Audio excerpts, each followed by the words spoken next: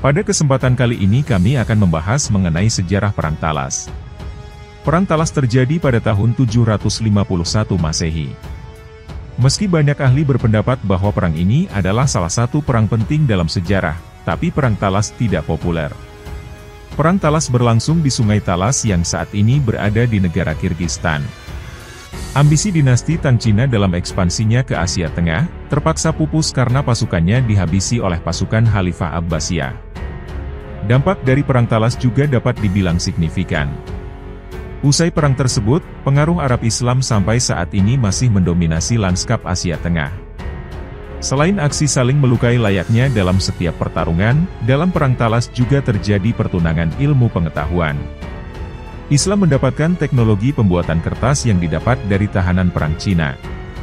Teknologi itu disebarkan Islam sampai Afrika dan Eropa. Berikut ini adalah fakta-fakta Perang Talas, salah satu perang penting yang membuat Cina harus memutar balik ambisinya dalam melebarkan ekspansi. Ekspansi Arab Islam adalah salah satu ekspansi yang menakjubkan. Hampir 2 dekade sejak Nabi Muhammad wafat, pengaruh Islam telah terbentang di seluruh Timur Tengah. Agama Islam menciptakan sebuah peradaban raksasa yang berpatokan pada kitab suci Al-Quran dan hadis sang Nabi. Tapi Asia Tengah yang dihuni orang-orang Iran dan suku Turki nomaden, secara militer harus diakui sulit ditaklukkan. Namun dengan semangat penyebaran agama yang bergairah, Jenderal Qutaibah yang cerdik dari Kekhalifahan Umayyah Damaskus meraih kesuksesan awal, membawa Islam ke Asia Tengah. Pasukannya mampu menaklukkan kota-kota Bukhara dan Samarkand yang kaya dan makmur karena jadi persinggahan utama perdagangan jalur sutra. Penaklukan Arab Islam ke timur inilah yang akhirnya membawanya bertabrakan dengan peradaban raksasa Cina. Dinasti Tang Cina saat itu juga sedang dalam bersemangat melebarkan ekspansi ke barat. Kedua peradaban tersebut dapat dibilang menyadari bahwa pertempuran di jalur sutra hanya akan mengganggu perdagangan dan merugikan secara komersial. Kedua peradaban sama-sama sudah menjalin komunikasi dengan saling mengirim duta besar. Tapi kemunculan kerajaan Tibet yang kaya, membuat jalan sejarah menjadi berbeda. Tibet yang mulai memiliki kekuatan telah lama bertemu dengan pasukan Cina dalam perebutan wilayah. Bahkan Tibet sempat menguasai daerah-daerah vital. Cina kemudian menjalin aliansi dengan kerajaan kecil di belakang Tibet. Cina dengan aliansinya dapat membendung langkah ekspansi pasukan Tibet yang pemberani. Pasukan Tibet kemudian meminta bantuan pasukan Arab Islam menggulingkan Raja Ilsit dan mengangkat Alutar sebagai pengganti pada tahun 715 Masehi. Ilsit meminta Cina untuk menggulingkan Alutar dan mengembalikan kekuasaannya. Koalisi Arab Tibet kemudian melakukan pengepungan di sebuah kota di Xinjiang saat ini. Cina mengirim tentara bayaran, orang-orang suku Turki nomaden yang disebut Turki Karluk. Pasukan Arab Tibet kemudian berhasil dipukul mundur. Kelompok Turki Karluk ini nantinya akan memiliki pengaruh signifikan dalam Islam di Asia Tengah. Krisis tersebut yang kemudian nantinya membawa dua pasukan besar dari Arab Islam Kekhalifahan Abbasiyah bertemu dengan pasukan dinasti Tang Cina. Pada tahun 750 Kekhalifahan Umayyah jatuh, digulingkan oleh Kekhalifahan Abbasiyah. Peta politik internal kekuatan Islam berubah, namun pasukan Abbasiyah terbukti lebih agresif.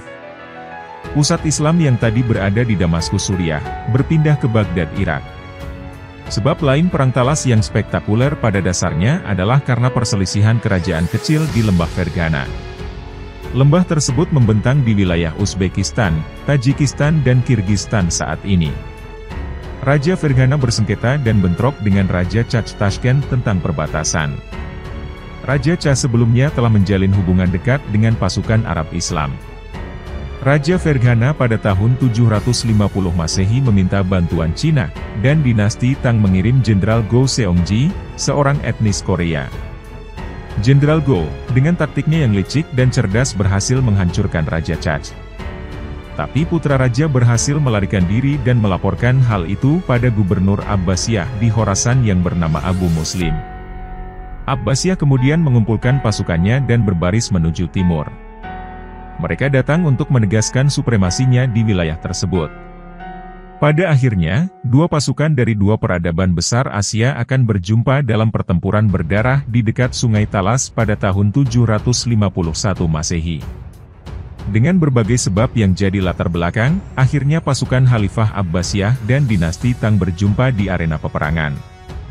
Gubernur Khorasan Abu Muslim mengirim Jenderal Ziyad bin Shalih, yang juga Gubernur Bukhara, membawa pasukannya ke timur dan bertemu pasukan Jenderal Gou Seongji dari dinasti Tang Cina. Tentara Abbasiyah terdiri dari pasukan Arab dan daerah taklukan Transoxiana serta koalisi pasukan Tibet. Sedangkan tentara Tang terdiri dari pasukan Cina, Fergana dan Turki Karluk. Masing-masing pihak menilai pasukan terdiri dari lebih 100.000 tentara. Tapi para analisis memperkirakan jumlah tersebut terlalu berlebihan dan kedua pasukan itu kemungkinan besar antara 30.000 sampai 50.000 tentara. Komposisi masing-masing pasukan menggunakan pemanah di barisan pertama dan tombak di bagian kedua. Di belakang, pasukan Abbasiyah memiliki kavaleri berat, keunggulan yang tak dimiliki pasukan Tang. Tentara Tang Cina memiliki jumlah infanteri dan pemanah yang lebih banyak, sedangkan pasukan Abbasiyah terdiri dari 50% infanteri dan 50% kavaleri. Kedua pasukan berjumpa di dekat Sungai Talas yang saat ini berada di daerah perbatasan Kirgistan dan Kazakhstan modern. Pertempuran berdarah dan sengit terjadi selama 5 hari.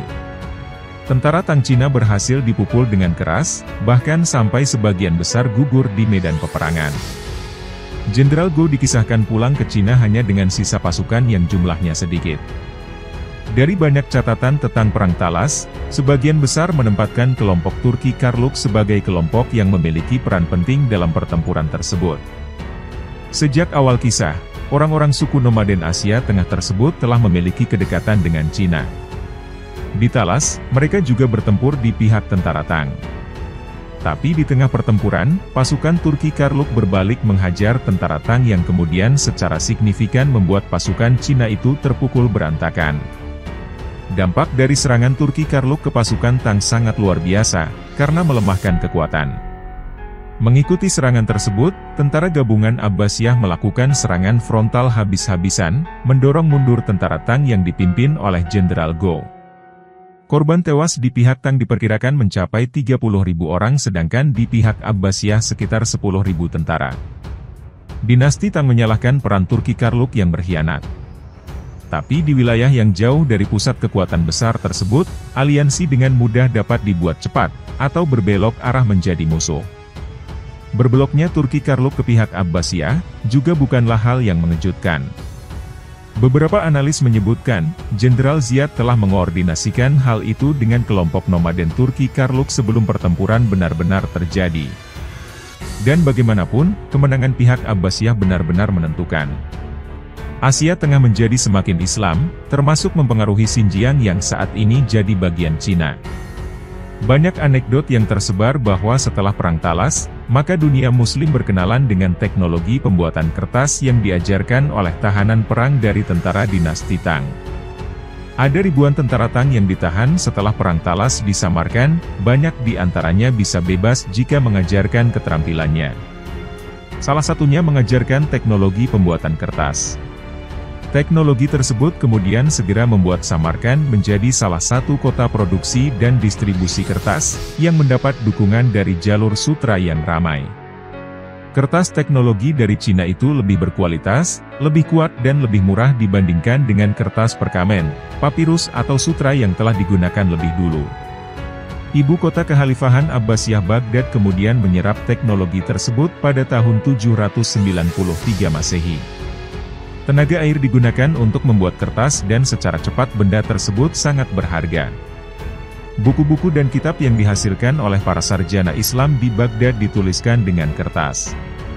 Wilayah Islam yang luas sampai Afrika Utara dan Eropa Selatan, akhirnya juga mengenal kertas. Teknologi pembuatan kertas menjadi tersebar merata di wilayah kekuasaan Islam.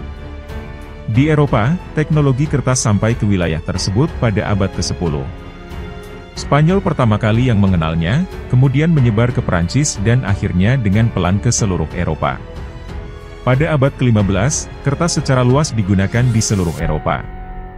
Perang Talas dianggap sebagai titik awal bagaimana kertas menjadi benda berharga dan tersebar ke seluruh dunia. Tapi sebenarnya, hal yang paling dasar tentang teknologi pembuatan kertas itu telah digunakan oleh para biksu Buddha untuk menuliskan kitab-kitab mereka. Teknologi itu telah berkembang pesat di Asia Selatan, di anak benua India, pada pertengahan tahun 600-an Masehi.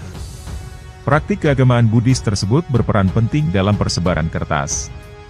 Agama Buddha yang berkembang sampai Cina, Korea dan Jepang, turut membawa teknologi pembuatan kertas. Sampai kemudian peradaban Cina bertemu dengan peradaban Islam, persebaran kertas juga berkembang pesat karena praktik keagamaan. Kitab-kitab karya sarjana Islam, banyak dibuat dengan teknologi tersebut. Kitab-kitab itu ditulis di kertas dari sarjana Islam di Baghdad, Damaskus, Kairo, sampai Cordoba. Usar Perang Talas, kekalahan telak pasukan Cina membuat dinasti Tang tak lagi melebarkan ekspansinya ke arah barat. Abbasiyah semakin menegaskan kekuasaan Islam di Asia Tengah dan wilayah itu menjadi semakin muslim, sampai saat ini. Tapi kemenangan besar pasukan Abbasiyah, bukan semata-mata sebab utama mengapa Cina menghentikan ekspansinya ke barat. Cina saat itu telah sibuk menghadapi pemberontakan di selatan, timur dan utara. Setelah Perang Talas, dinasti Tang sibuk memerangi pemberontakan tersebut. Pemberontakan paling terkenal dipimpin oleh Jenderal An Lushan. Dia mulai memobilisasi pasukannya pada 16 Desember 755, 4 tahun setelah pasukan Tang kalah dalam Perang Talas. Pemberontakan An Lushan jadi salah satu pemberontakan terkenal dalam peradaban Cina. Dia menggoyang dan menggetarkan dinasti Tang. Ribuan orang tewas dalam peristiwa tersebut. Episode ini tragis karena pada tahun 757 Masehi, Jenderal An Lushan sendiri dibunuh oleh putranya yang bernama An Qinsu.